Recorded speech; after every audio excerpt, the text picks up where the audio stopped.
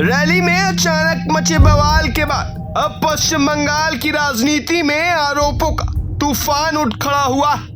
पूर्व मुख्यमंत्री ममता बनर्जी ने ऐसा दावा किया जिसने पूरे सियासी माहौल को गरमा दिया।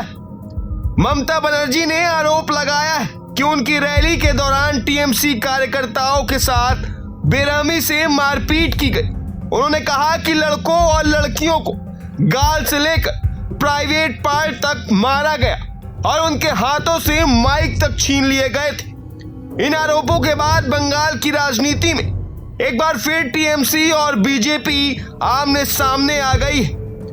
ममता बनर्जी का कहना है कि यह सिर्फ विरोध प्रदर्शन नहीं था, बल्कि उनकी रैली को बाधित करने की सुनियोजित कोशिश थी।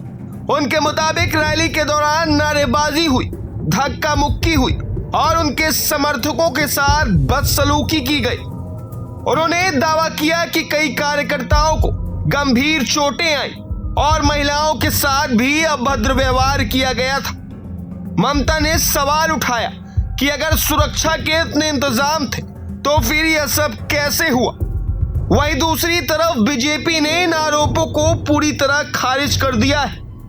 बीजेपी का कहना है कि टीएमसी अपनी राजनीतिक नाकामी छिपाने के लिए झूठे आरोप लगा रही। पार्टी का दावा है कि उनके कार्यकर्ता शांतिपूर्ण तरीके से विरोध प्रदर्शन कर रहे थे और हिंसा के लिए टीएमसी के लोग ही जिम्मेदार हैं।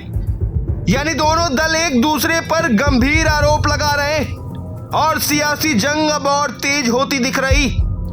अब सबसे बड़ा सवाल यही कि रैली में आखिर हुआ क्या था। क्या यह सिर्फ राजनीतिक विरोध था या फिर हालात सच में हिंसक हो गए थे। जिन आरोपों का जिक्र ममता बनर्जी ने किया है उनकी जांच में क्या सामने आएगा।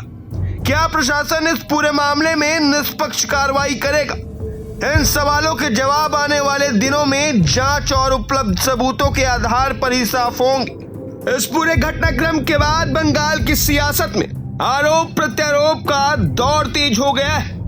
टीएमसी इस मामले पे कड़ी कार्रवाई की मांग कर रही, जबकि बीजेपी का कहना है कि ममता बनर्जी जनता का ध्यान असली मुद्दों से भटकाने की कोशिश कर रही। अब इस विवाद को लेकर राजनीतिक बयानबाजी लगातार तेज होते जा रही।